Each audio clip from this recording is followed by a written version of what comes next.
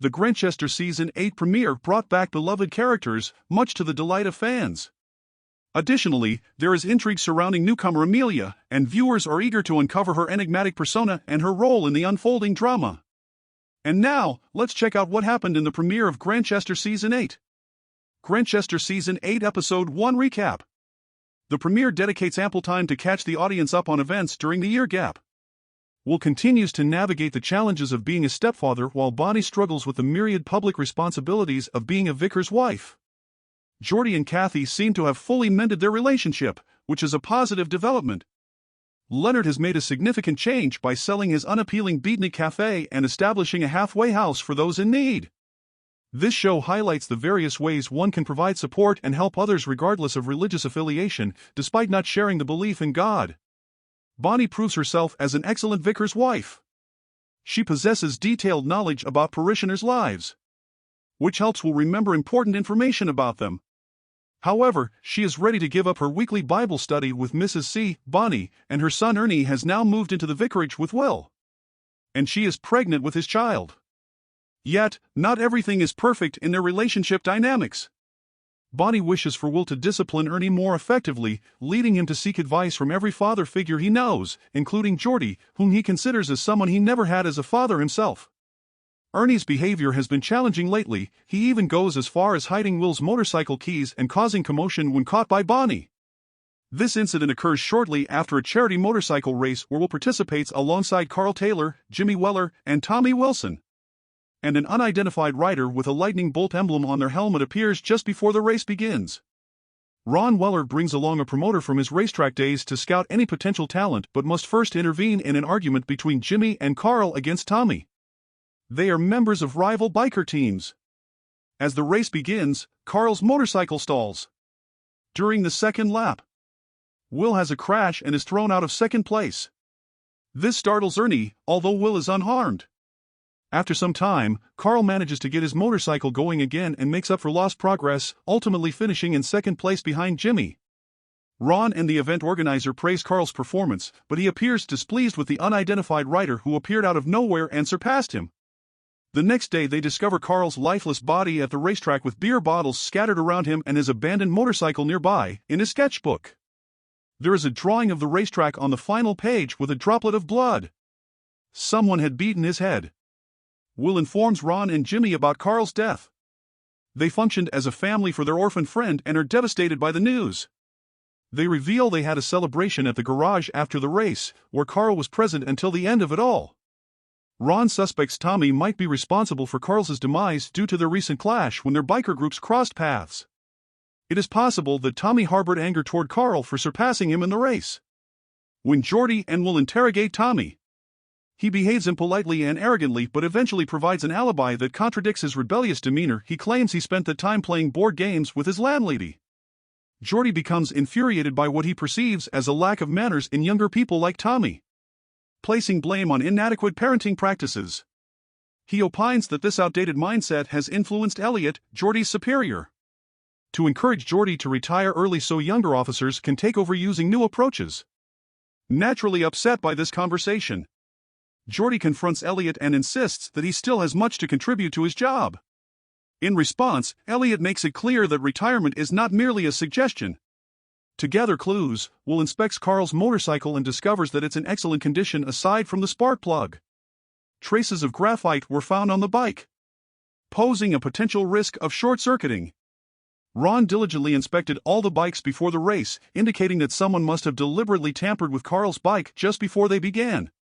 Thankfully, Carl noticed this and promptly removed enough graphite from the spark plug to ensure it would function properly.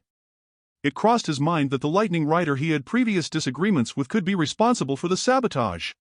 In order to identify this rider, Will decided to revisit Ron's garage, where he stumbled upon a hidden leaderboard containing records of race times and bikes used. Among the listed riders was someone named Lightning. By comparing these riders and bikes to a photo he found in the garage, Will deduced with assistance from Miss Scott that Lightning's bike was registered under a certain Howard Kidman.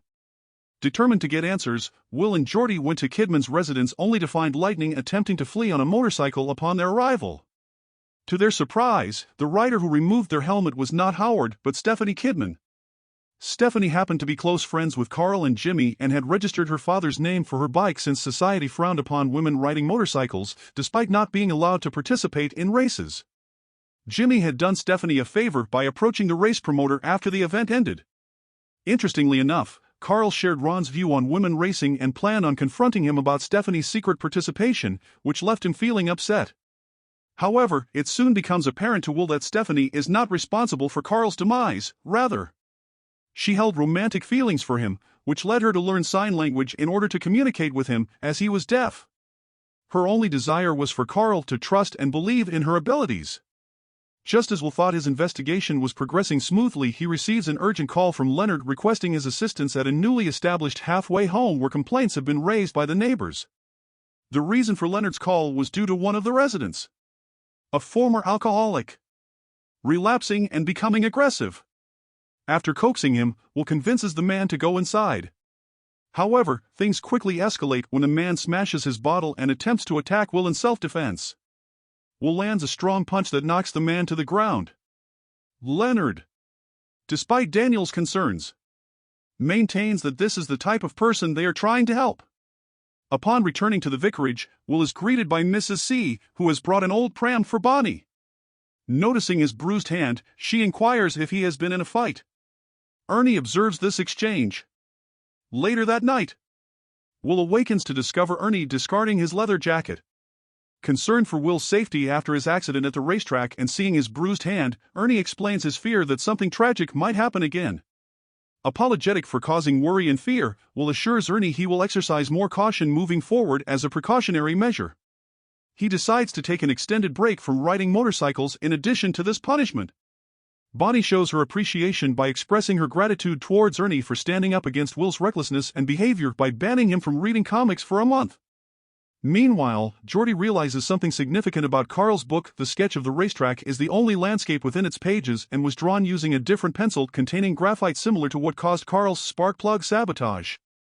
This suggests someone purposely created this drawing in order to mislead the police into thinking Carl was at the racetrack during his murder.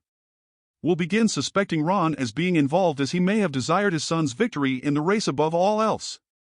However, after questioning Ron about it, all becomes apparent that Ron actually admires Carl more than Jimmy as a rider and considers him like a son. As this new information unfolds before them, both Will and Jordy understand now that he lived his life overshadowed by disappointment from his father while Carl received all the praise after winning the race. Jimmy sabotaged Carl's bike to ensure he would secure victory and impress both the promoter and his father. However, Carl discovered Jimmy's role in the sabotage, leading to a confrontation between them. Unfortunately, this confrontation ended tragically when Jimmy killed Carl to prevent Ron from discovering their secret.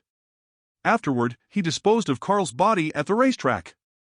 Will harbors concerns about how his mistakes could impact his children in the same way Ron's affected him. However, Bonnie assures him that he is not his father and suggests quitting the Bible study group. Unfortunately, Will is immersed in self-pity and refuses to engage in any conversation regarding this matter. Suddenly, the telephone rings. It's an urgent call informing them of Bonnie's mother suffering from a stroke. Despite being 7 months pregnant, Bonnie chooses to assist her parents for a week during this difficult time. Unhappy with her departure, Will expresses his displeasure, leading to an argument just as Bonnie boards a cab. After she leaves, Will ignores his commitment made to Ernie and takes off on his motorcycle instead. Zipping down a rural road at high speed proves disastrous when he inadvertently hits and fatally injures a pedestrian.